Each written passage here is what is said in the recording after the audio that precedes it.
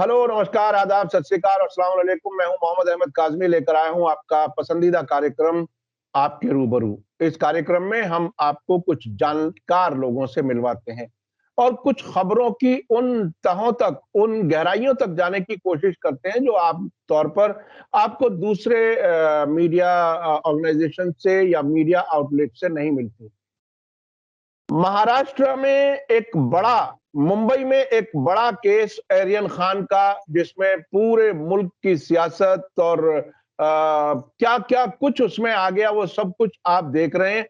और इसके साथ साथ नवाब मलिक जो वहां पर मिनिस्टर हैं स्टेट गवर्नमेंट में, वो नए नए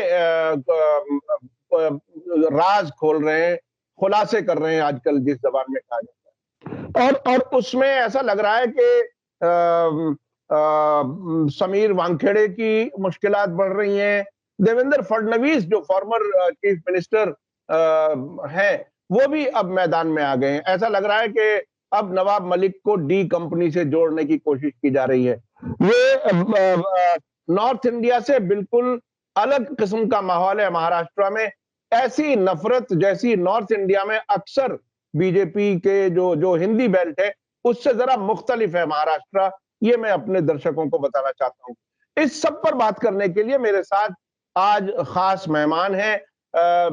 मुंबई से उर्दू बहुत ही पुराना, बहुत ही अहम एक बड़ा अखबार है हिंदुस्तान डेली, उसके एडिटर हैं सरफराज आरजू साहब। और उर्दू जर्नलिस्ट एसोसिएशन के जनरल सेक्रेटरी भी हैं, जिसे उर्दू पत्रकार संघ कहा जाता है। सरफराज आरजू साहब, वेलकम है आपका मीडिया स्टार वर्ल्ड में। आपने हमें वक्त दिया, उसके लिए बहुत बहुत शुक्रिया। आप एक आप लंबे अरसे से क्या मुंबई में जर्नलिज्म कर रहे हैं, सब चीजों को बहुत नजदीक से देख रहे हैं। आप बताइए कि ये खुद अपने आप में जो ये पूरी कहानी जो है, वो क्या है, इसका मकसद क्या है, किस तरफ जाता हुआ देख रहे हैं आप इन वाकयात? असल में हुआ ये है कि पिछले 2-3 दिनों में जब से देवेंद्र फडणवीस इसमें कूदे हैं इस पूरे मुनाक़शे में, तो हम जिसको कहते हैं ना, बिल्ली थैले से बाहर आ गई है। और बात शुरू हुई थी आर्यन खान से, एक शिप पर जो है, एक रेड से, एक एनसीबी के एक ऑफिसर से।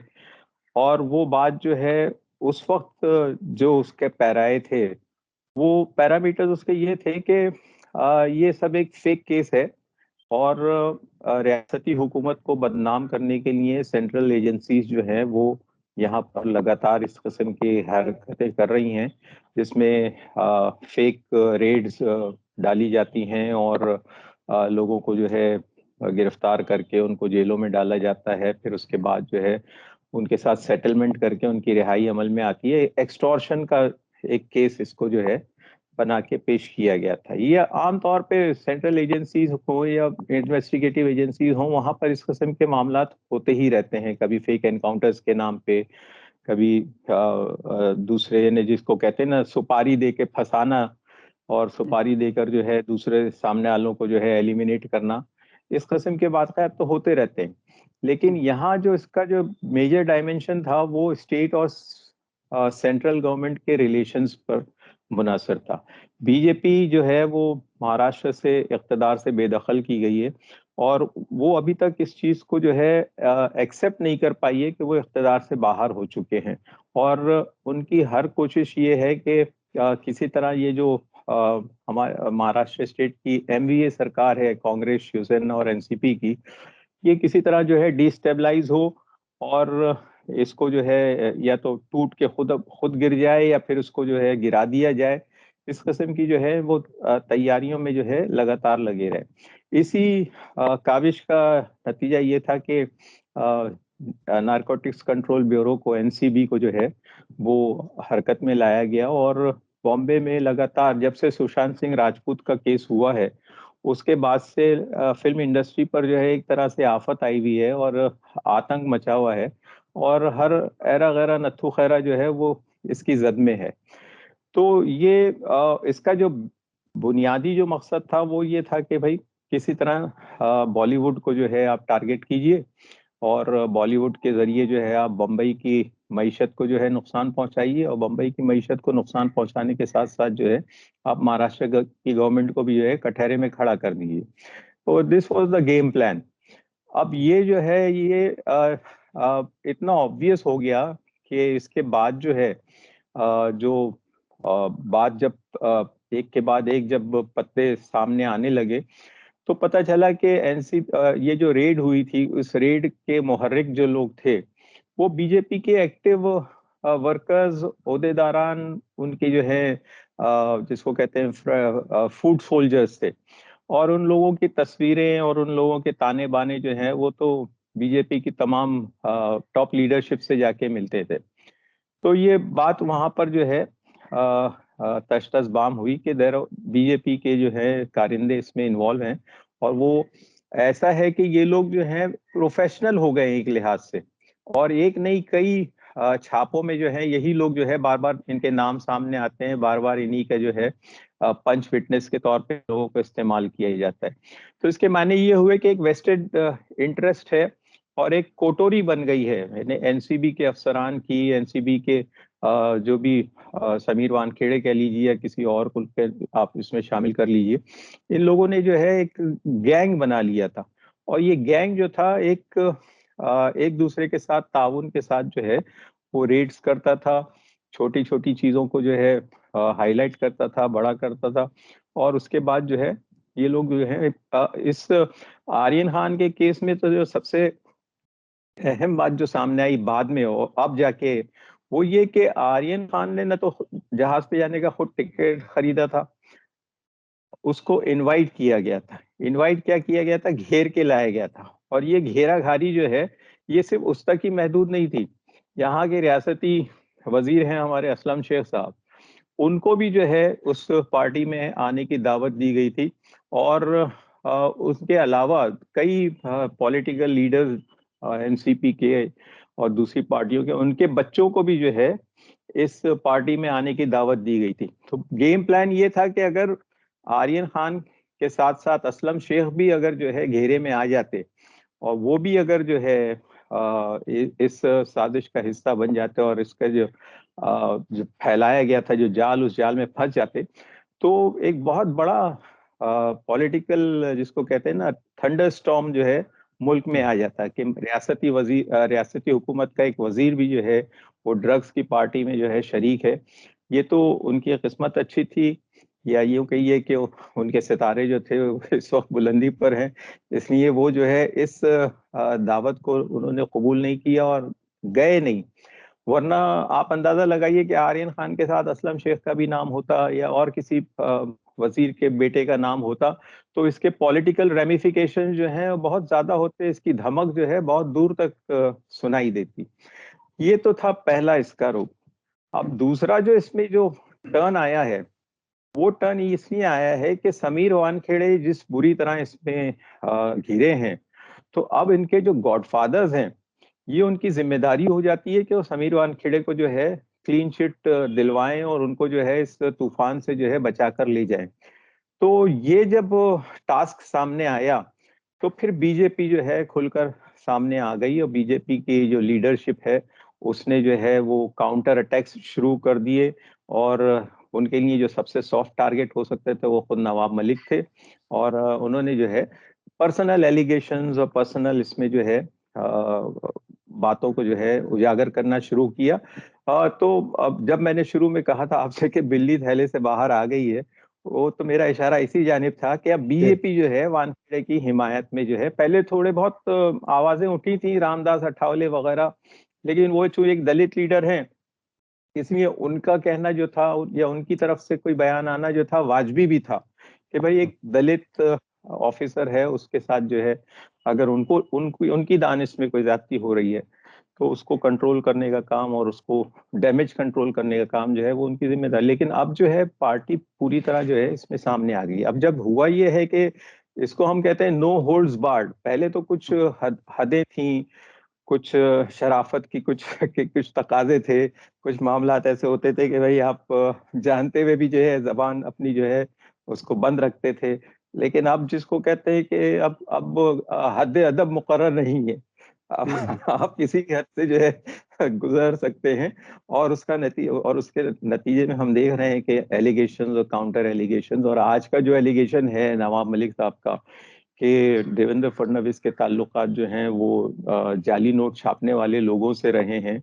और नोटबंदी के बाद जहां सारे मुल्क में जो है प्राइम मिनिस्टर का दावा था कि जाली नोटों पर जो है वो बंदिश लग जाएगी, वहीं उनकी सरकार के लोग जो थे, इन मामलात में जो लोग इन्वॉल्व थे उनको बचाने का काम कर रहे थे और उनके जो है जमानतें करवा रहे थे। तो ये एक बहुत बड़ा इंकशाफ है, बहुत बड़ा एलिगेशन है।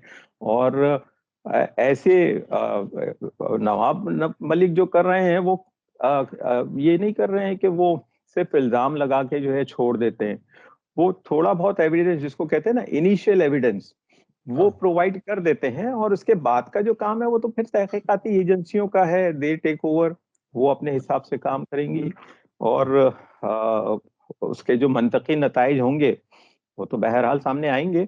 तो ये एक चीज हुई। और दूसरा डेवलपमेंट जो मैंने कल देखा, और जो मैं समझता हूँ बहुत अहम एक पॉइंटर है, वो ये कि अदालत में बम्बई की पुलिस ने एक कैरेक्टर है सचिन वाजे, आपने एंटीला जी बम धमाके केस में और जी अनिल देशमुख के खिलाफ जो मामला चल रहे हैं उसमें जो है जेल में है। वो इस वक्त पुलिस की कस्टडी में है। उनकी कस्टडी तलब करने के लिए ईडी वाले लोग जो हैं वो अदालत से रिजू है, एनफोर्समेंट डायरेक्टोरेट वाले। एनफोर्स ईडी जो है वो सेंट्रल गवर्नमेंट का इदारा है, और ईडी जो है बहुत सब जानते हैं कि बहुत प्लाएबल चीज है। तो वो जो है सचिन वाजे की जो है क्यों जो है अपनी गिरफ्त में लेना चाहते थे, बॉम्बे पुलिस की हिरासत से हटाकर। बॉम्बे पुलिस ने इसके जो है अदालत में बड़ी सख्ती से मुखालफत की और इस खदशे का इजहार किया कि सचिन वाजे से जो है जिस जिस क्रिटिकल स्टेज पर इन्वेस्टिगेशन चल रही है वहां पर जो है कुछ नए नाम उसकी जबान से उगलवाए जाएंगे, और इन्वेस्टिगेशन का जो धारा जो है उसका रुख जो है वो मोड़ दिया जाएगा। तो अदालत ने इस दलील को तस्लीम किया और सचिन वाजे को जो है वो एनफोर्समेंट डायरेक्टरेट के हवाले करने से इनकार कर दिया। ये एक बहुत बड़ा डेवलपमेंट है, और इसके मायने ये हैं कि बॉम्बे पुलिस जो है वो इस वक्त हावी है, और जो इन्वेस्टिगेशन का जो रुख है उसमें अब जो है सेंट्रल गवर्नमेंट को ज्यादा मुदाखलत करने की जो है अब गुंजाइश कम होती जा रही है। और ये तो एक जिसको कहिए आप, इसका जो है साइड इफेक्ट है। लेकिन जो मेजर जो अब वो इल्जामात आज लगे हैं कि आपने जो है प्राइम मिनिस्टर तक उन लोगों को पहुंचा दिया जो लोग वांटेड फहरिस्तों में हैं, जो एस्टेब्लिश्ड अंडरवर्ल्ड के लीडर्स हैं और अंडरवर्ल्ड कनेक्शंस रखते हैं, उनको प्राइम मिनिस्टर तक पहुंचाने का काम जो है देवेंद्र फडणवीस ने किया है। तो ये एक बहुत बड़ा इल्जाम है, और इसके इसकी जो है वजाहत करना और इसकी सफाई पेश करना मैं समझता हूँ कि उनके लिए जरा मुश्किल होगा। नवाब मलिक का काम यह है कि उन्होंने सिर्फ इशारा कर दिया है। अब इसके बाद से इसको टेक ओवर करना, इस मामले की मजीद इन्वेस्टिगेशन करना, क्योंकि उनके जमाने में, फडणवीस साहब के जमाने में जो है ये केसेस जो है बंद कर दिए गए या ठंडे बस्ते में डाल दिए गए, या इनको जो है जो जिस लेवल पे इन्वेस्टिगेशन होना चाहिए थी वो नहीं हुई, जमानतें हो गई, जमानतें होने के बाद जो है केस आगे नहीं बढ़ रहे हैं, यानी कन्विक्शन के स्टेज पर पहुंच ही नहीं रही है कोई बात। तो अब जो है ये जो आपने नवाब मलिक ने जो पॉइंटर दिया है, अब इसके बाद जो है इन्वेस्टिगेशन टेक ओवर करेगा, स्टेट सीआईडी जो है वो इसको टेक ओवर करेगी। और फिर वो जिन लोगों ने जाली नोटों को छापने का काम किया, उनका सबसे बड़ा इल्जाम तो ये था कि 14 करोड़ के नोट जब्त हुए और 8 करोड़ रुपए जो है रिकॉर्ड में बताए गए। और फिर जिन लोगों ने ये काम किया उनकी जो है, जहां दूसरे लोग जो है महीनों जेलों में पड़े सड़ते रहते हैं, इनको जो है 2-2 दिनों में जमानतें मिल गई। तो ये कैसे सब हुआ, कौन लोग इसके पीछे थे, किन लोगों की ने इसमें जो है रास्ते हमवार किए, या मुजरिमों को जो है किसी न किसी किस्म की जो है पनाह दी।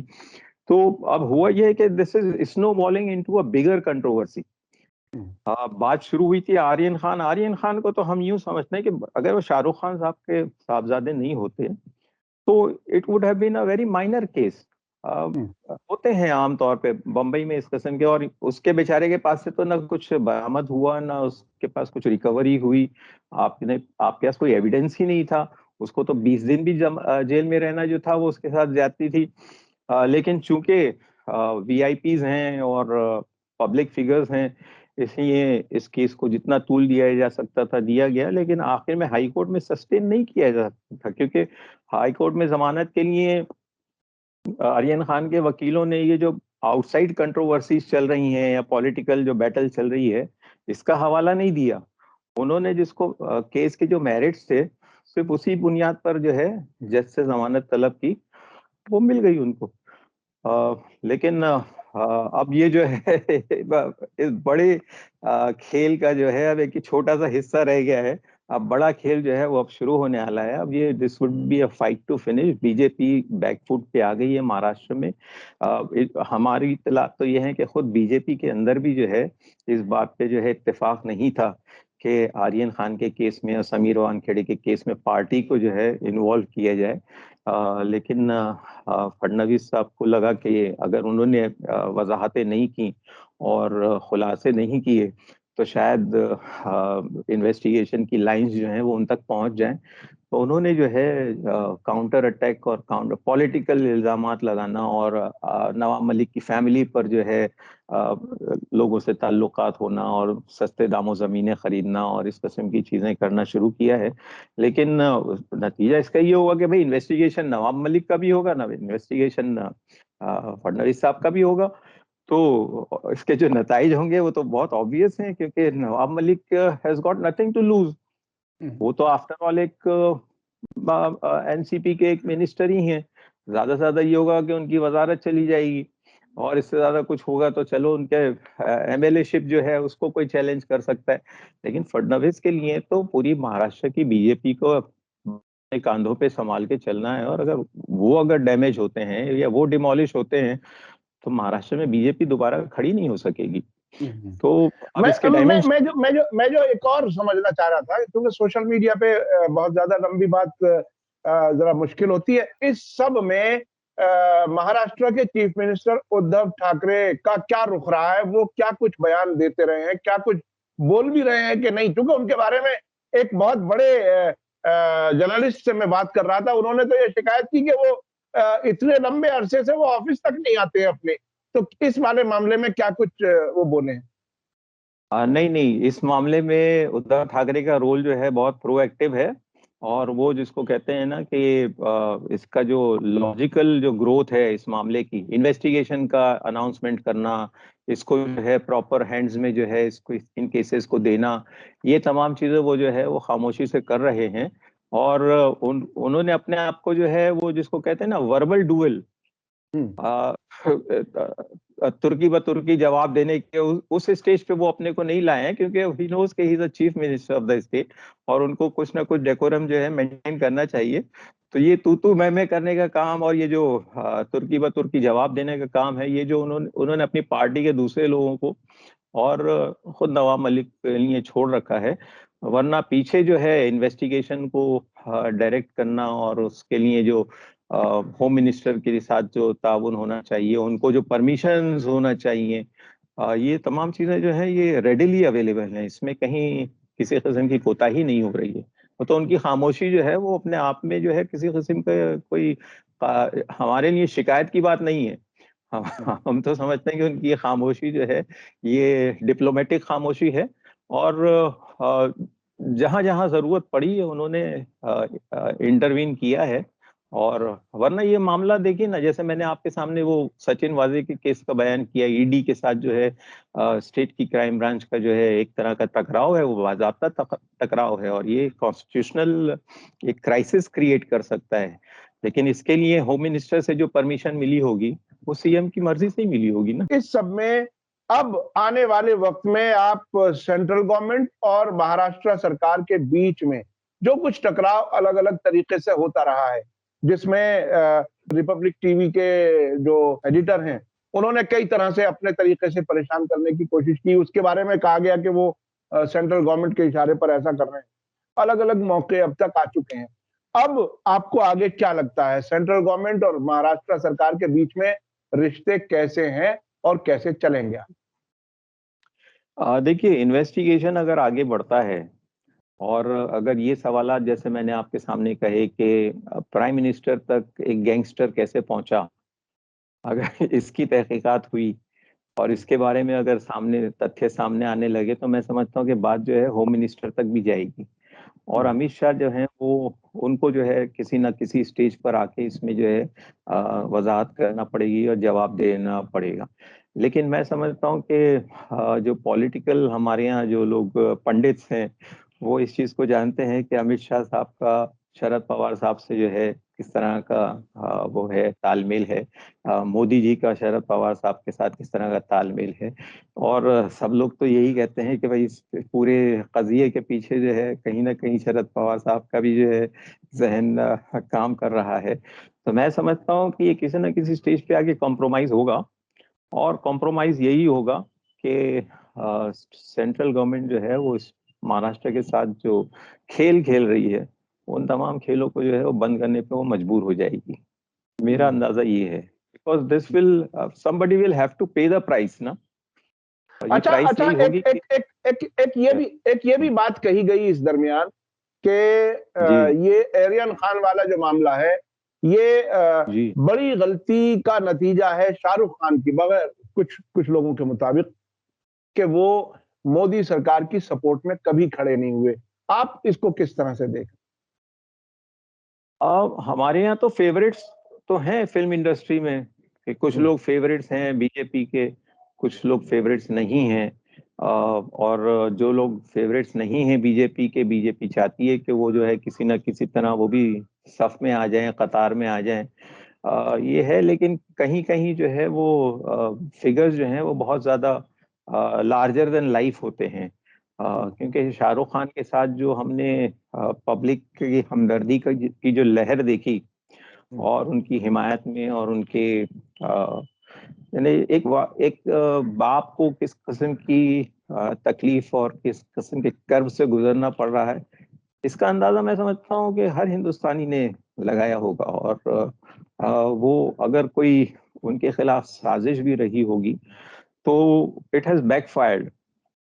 उसका एक ही मिसाल मैं दूंगा। ये पिछले कुछ दिनों से शाहरुख खान साहब जिन प्रोडक्ट्स को प्रमोट कर रहे थे, उनके इश्तिहारात आना बंद हो गए थे। और शाहरुख खान साहब जो हैं वो अखबारात के सफात से जो हैं वो तकरीबन गायब हो गए थे। लेकिन जब से ये कंट्रोवर्सी पैदा हुई है, तो उनका पुराना स्टेटस बहाल हो गया, और अब वो कई प्रोडक्ट्स को जो है प्रमोट करने के इश्तिहारात में जो है नजर आने लगे। तो आई थिंक हमसे ज्यादा तो मार्केट तय करता है ना। जी जी जी जी।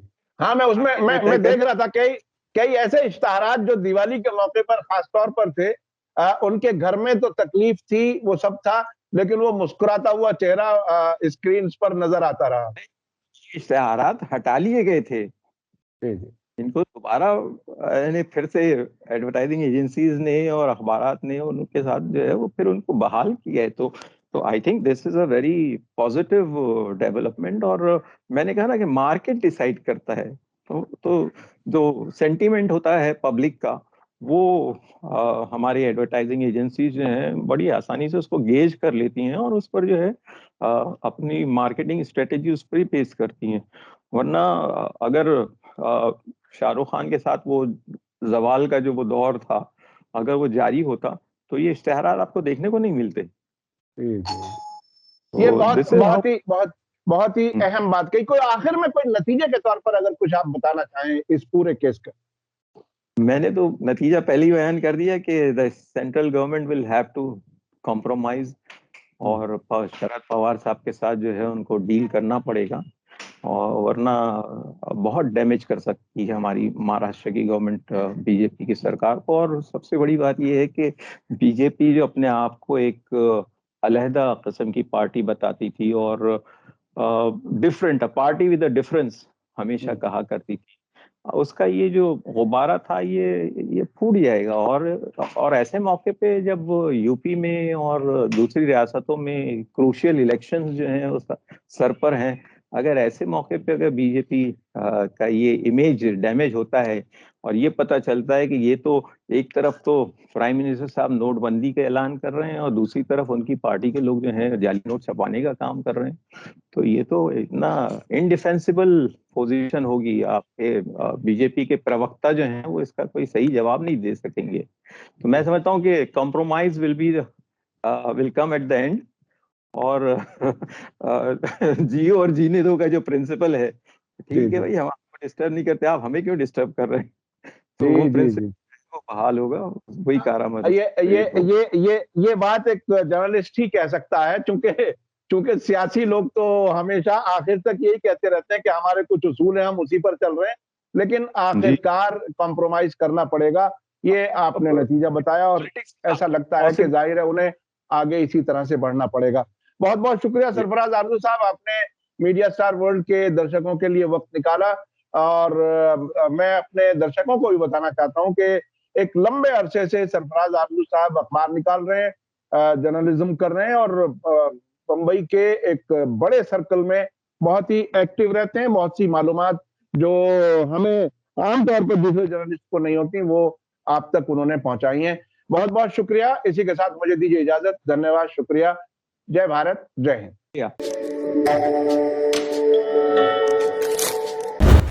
मीडिया स्टार वर्ल्ड के और वीडियो देखने के लिए हमारे चैनल को सब्सक्राइब करें और सीधे नोटिफिकेशन पाने के लिए बेल आइकन दबाएं। और अगर हमारी खबर सच्ची और अच्छी लगे तो अपने व्हाट्सएप, इंस्टाग्राम, फेसबुक और ट्विटर अकाउंट पर जरूर शेयर करें।